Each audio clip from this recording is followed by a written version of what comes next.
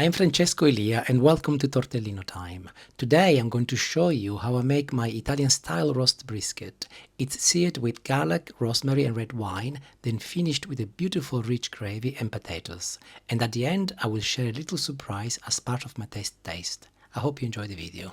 This is brisket. It's a joint of beef which is a little bit more affordable than, say, silver side or top side. I think it's tastier because it's a little bit fattier and it releases lots of flavor, but it doesn't need to be cooked long and slow, and that is the plan today. I will be doing an Italian recipe and I will be searing it first of all on the hob and then I'll finish it off in the oven, but I'll show you what I do.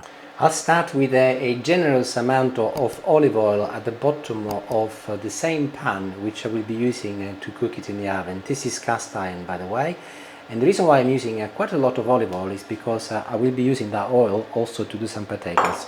This is coarse sea salt. I'm going to be placing some on the top of my joint, and using my hands I'll just effectively cover the entire surface. And also I've got here some pepper and I'll do the same. And my oil is already at temperature, so I'll place it inside it. This is garlic from our garden. I'm sorry if the noise is a little bit loud, so I'll shout a little bit more. So I'm going to be using about 4 or 5 little cloves and I add them in. Followed by some fresh rosemary. Again, doesn't have to be chopped, just add it in as it is. The joint is totally sealed and I'm now adding a good glass of red wine. And in case you're wondering, the reason why I've sealed the beef is because I want to lock all of the lovely juices inside the joint, so that when it goes inside the oven, that stays lovely moist inside, and when I slice it you will see that it will be absolutely beautiful. So within a few minutes you can see that my joint has changed into a beautiful dark color, and also the smell of the alcohol has all gone as it's evaporated.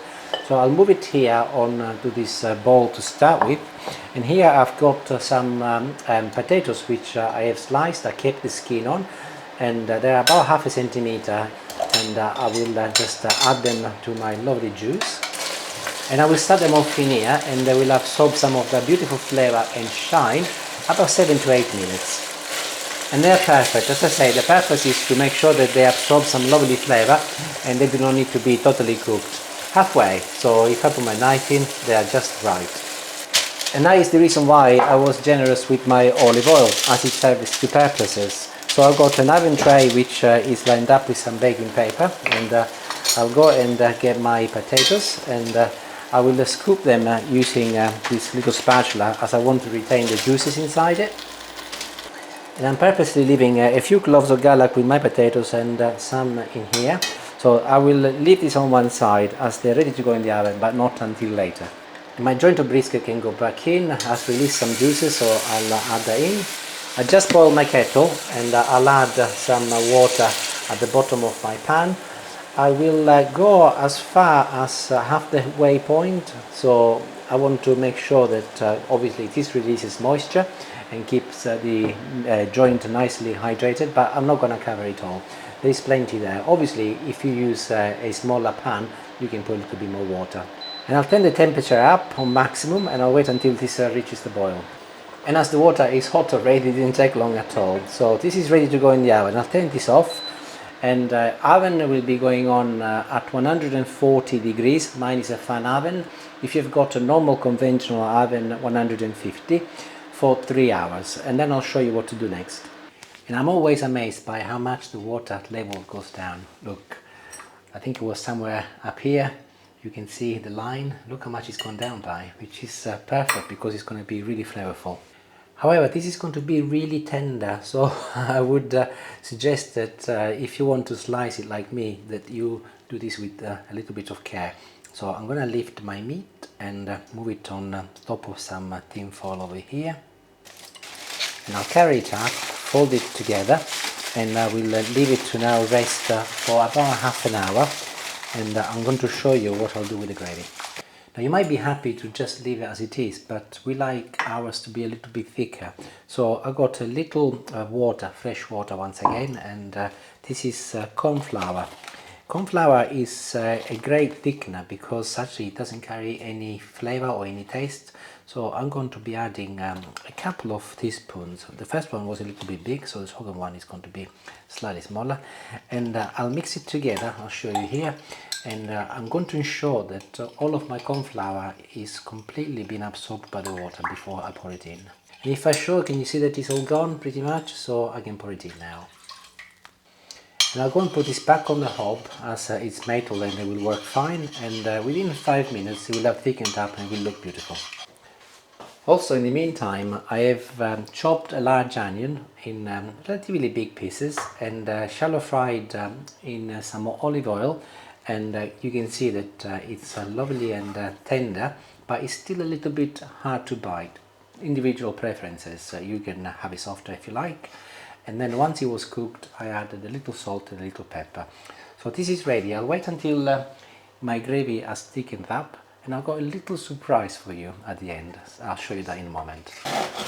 And I've just finished a video where I have made some Pane Nero di Castelvetrano, which is this bread over here, and it's still steaming hot. And you can see what Julie is filming is the end of the previous video, but I want to show you what I'll do with this dinner though. So I've just done a lovely big slice of bread, and really hot. And by the way, if you want to see how I made this bread, up here is the recipe and the video. Absolutely very lovely. So I've got here my meat, which has cooled down, and because it has cooled down, it's going to be considerably easier to carve, by the way. So look, it's really beautiful. And I'll just do a few slices, and I'll place them on top of my just made Pane Nero, like this. You will recall the gravy and has thickened up beautifully, so I'll pick it up, and actually there is a clove of garlic there. I think I'll add it there also. That's mine, yes. And just add as much as you like. I really love gravy, and this is obviously that Italian recipe, so why not? Potatoes are lovely and crispy, and here are my onions, so they can go on top of my bread and beef, and this is ready. The irony is that I've already tested this for the other video, but I'm going to test it again because we are really starving, and we are going to be obviously kind to this video also, so I'll have to sacrifice myself. Yeah. And it's just like before, absolutely beautiful. Honestly, if you make it and you want to try with this bread or any bread, it's delicious. It's different, and apologies, I'm talking with my mouth full, but it's got an Italian kick to it, and if you like diversification from traditional British roast, this is one. Thank you for watching, and arrivederci and buon appetito. Ciao ciao.